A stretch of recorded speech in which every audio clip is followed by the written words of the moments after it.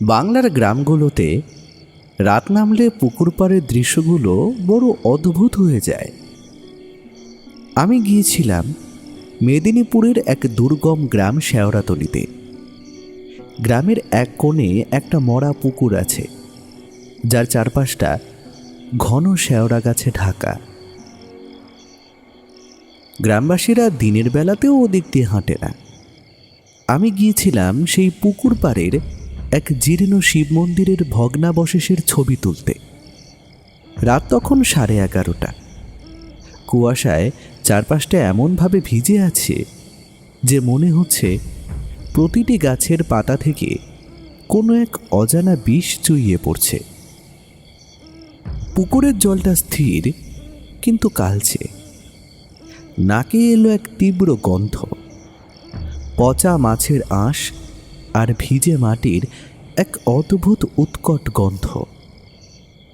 আমি যখন পুকুর ঘাটের ভাঙা সিঁড়িতে দাঁড়ালাম, হঠাৎ জলের তলা থেকে একটা শব্দ এলো। মনে হলো জলের তলায় কেউ নিঃশ্বাস ছাড়ছে। আমি টর্চের আলোটা জলের উপরে ফেললাম। যা দেখলাম তাতে আমার শিরদাঁড়া দিয়ে ঠান্ডা স্রোত বয়ে গেল। দেখলাম জলের উপর কয়েকটা সাদা শাঁখা ভেসে আছে। কিন্তু আশ্চর্যের বিষয় কি জানেন? সেই শাঁখাগুলো কোনো মানুষের হাতের কবজিতে নেই। ওগুলো একা একাই জলের উপরে ভাসছে আর নড়াচড়া করছে। আমি মন্দির চত্বরের দিকে পা বাড়ালাম। ঠিক তখনই আমার মাথার উপরে শেওড়া গাছটা হঠাৎ করে মড়মড় করে কেঁপে উঠল।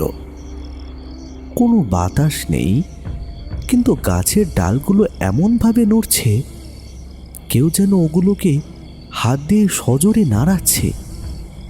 হঠাৎ সেই ডালগুলোর ফাঁক থেকে একজোড়া লিকলিকে লম্বা হাত বেরিয়ে এলো। হাত দুটো বরফের মতো সাদা, আর তাতে পড়া আছে সেই চেনা শাঁখা। হঠাৎ একটা শব্দ আমার কানে এলো। মনে হলো কেউ একজন তার পচা গলা দিয়ে হাসার চেষ্টা করছে। আমি টর্চের আলোটা উপরের দিকে ফেললাম। দেখলাম গাছের ডালে উল্টো হয়ে ঝুলে আছে এক নারী মূর্তি। তার গায়ের চামড়া শ্যাওলার মতো সবুজ হয়ে গেছে, আর তার চুলগুলো মাটির উপর সাপের মতো কিলবিল করছে। তার চোখের জায়গায় কোনো মণি নেই, সেখানে শুধু দুটো ধোঁয়াটে গর্ত। সে যখন কথা বলল, তার গলার আওয়াজটা মনে হলো কোনো ভাঙা কাঁচ দিয়ে পাথর ঘষা হচ্ছে।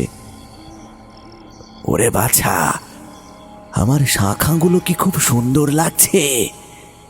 তুই কি ওগুলো আমার হাতে পরিয়ে দিবি, নাকি তোর নিজের রক্ত দিয়ে আমায় নতুন আলতা পরিয়ে দিবি?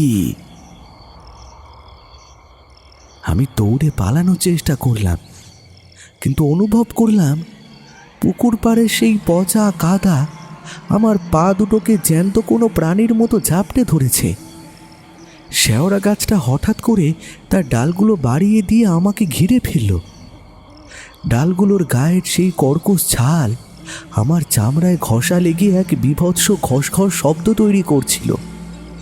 সেই শাঁকচুন্নিটি গাছ থেকে নেমে এলো।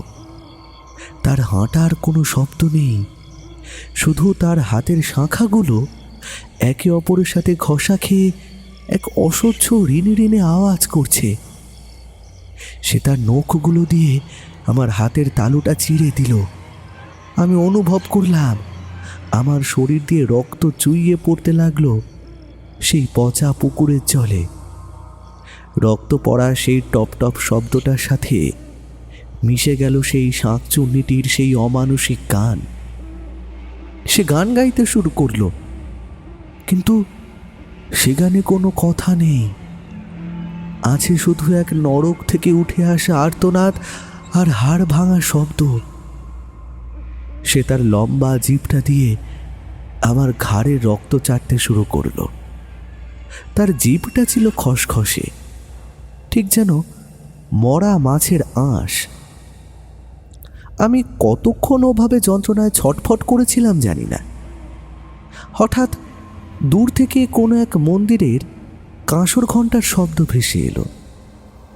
সাথে সাথে সেই শেওড়া গাছের ডালগুলো আলগা হয়ে গেল এবং সেই শাকচুন্নিটি এক বীভৎস চিৎকার দিয়ে পুকুরের কালো জলে তলিয়ে গেল। ভোরের আলো যখন পুকুর ঘাটের ওপরে আছড়ে পড়ল, আমি দেখলাম আমি একলা পড়ে আছি সেই শেওড়া বনের ভেতরে। কিন্তু আমার কবজিতে 4টে কালচে আঙুলের ছাপ বসে গেছে, যা কোনো সাবানেই উঠছে না। গ্রামের পুরনো লোকজন জানালো, একসময় এই গ্রামের এক সধবা নারীকে ডাইনি অপবাদ দিয়ে এই পুকুর পাড়েই পিটিয়ে মেরে ফেলা হয়েছিল। সেই থেকে নাকি আজও সেই শাঁকচুন্নি হয়ে এই শেওড়া বনে ঘুরে বেড়ায়। সে প্রতি অমাবস্যায় একজন মানুষের রক্ত দিয়ে তার হাতের শাঁখা রাঙাতে চায়। আজও রাতে আমি যখন কোনো শাঁখার রিন রিনে আওয়াজ শুনি, আমার নিঃশ্বাস বন্ধ হয়ে আসে। আমার হাতের সেই আঙুলের দাগগুলো আজও অমাবস্যার রাতে টাটকা হয়ে ওঠে।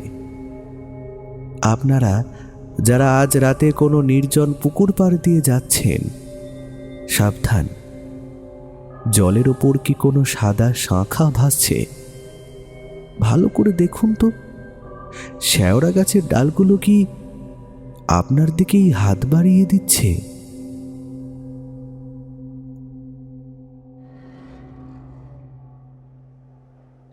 বাংলার নদী তীরবর্তী চরগুলো বড় অদ্ভুত জায়গা। দিনের বেলা সেখানে ফসলের হাসি থাকলেও রাত বাড়লে সেই চরের বালি হয়ে ওঠে এক একটা মানুষের হাড়ের গুঁড়োর মতো সাদা। আমি গিয়েছিলাম মুর্শিদাবাদের এক দুর্গম চরে, যেখানে গঙ্গার ভাঙনে প্রতি বছর শত শত ঘরবাড়ি বিলীন হয়ে যায়। আমার থাকার ব্যবস্থা হয়েছিল চরের একদম শেষ মাথায় এক পরিত্যক্ত নীলকুঠির ধ্বংসাবশেষে। রাত তখন 11টা। কুয়াশায় চারপাশটা এমনভাবে ঢাকা যে মনে হচ্ছে পৃথিবীটা একটা সাদা কাফানের নিচে শুয়ে আছে। চরের বালির ওপর বাতাসের এক অদ্ভুত শোঁ শোঁ আওয়াজ হচ্ছে। হঠাৎ শুনতে পেলাম কুয়াশার ভেতর থেকে একটা শব্দ ভেসে আসছে। মনে হলো কেউ ভারী একটা কোদাল দিয়ে চরের বালি খুঁড়ছে। কিন্তু এই মাঝরাতে কে আসবে বালি খুঁড়তে? নাকে এলো এক তীব্র গন্ধ, পচা পলিমাটি আর শুকনো রক্তের এক উৎকট গন্ধ। আমি যখন জানলার ভাঙা সার্সি দিয়ে বাইরে তাকালাম, দেখলাম কুয়াশার ভেতর একটা দীর্ঘদেহী ছায়া। ছায়াটা নড়ছে না, শুধু স্থির হয়ে দাঁড়িয়ে আছে গঙ্গার দিকে তাকিয়ে। ঠিক তখনই আমার কানের কাছে একটা শব্দ এলো, ঠিক যেন কেউ ঘুমানোর সময় লম্বা নিঃশ্বাস ফেলছে। আমি কেবিনের ভেতরে একা বসে ল্যাম্পের আলোয় ডায়েরি লিখছিলাম। হঠাৎ বাইরে সেই নিস্তব্ধতা চিরে একটা ডাক এলো, অতনু, অতনু, একটু বাইরে আয় তো ভাই। আমি চমকে উঠলাম। এই গলার আওয়াজটা এতই চেনা, এ তো আমার বরদার গলা।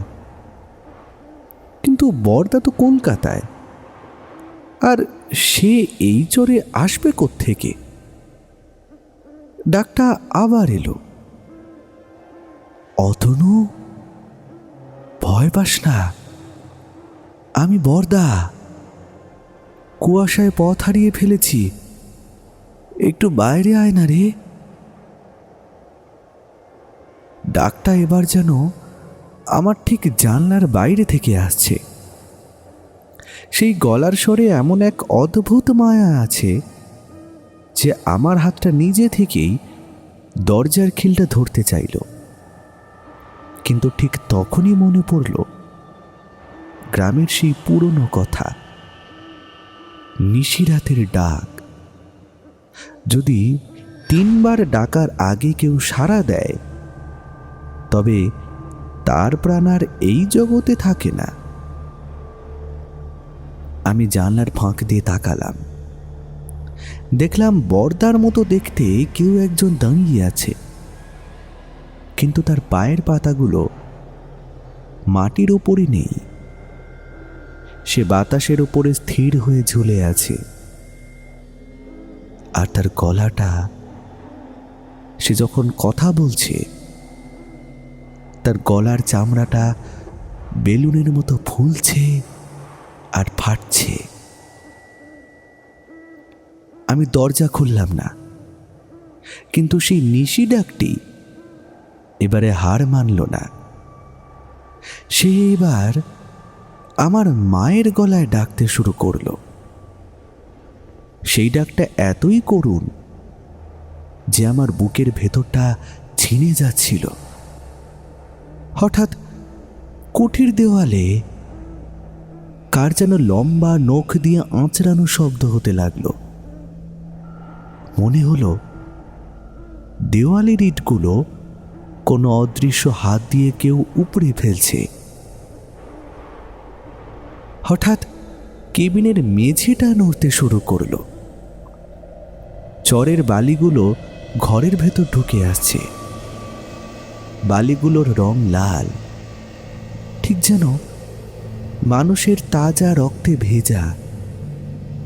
সেই বালি আমার পা দুটোকে জাপটে ধরল। আমি অনুভব করলাম আমি বালির গভীরে তলিয়ে যাচ্ছি। সেই নিশি ডাকটি এবার আমার কানের একদম কাছে এসে অট্টহাসি হাসল। সেই হাসিটা কোনো মানুষের নয়। মনে হলো হাজার হাজার মরা মানুষের হাড় একসাথে মড়মড় করে ভেঙে যাচ্ছে। সে তার লম্বা জিভটা জানলার ফাঁক দিয়ে ভেতরে ঢুকিয়ে দিল। জিভটা ছিল সাপের মতো দ্বিখণ্ডিত, আর সেখান থেকে চুইয়ে পড়ছিল টপ টপ করে কালচে লালা। আমি কতক্ষণ ওভাবে বালির সাথে যুদ্ধ করেছিলাম জানি না। হঠাৎ কুয়াশা চিরে ভোরের প্রথম সূর্যের আলো দিগন্তে ফুটে উঠল। সাথে সাথে সেই মায়ের ডাক, বর্দার অবয়ব আর সেই পচা গন্ধ সব ধোঁয়ার মতো মিলিয়ে গেল।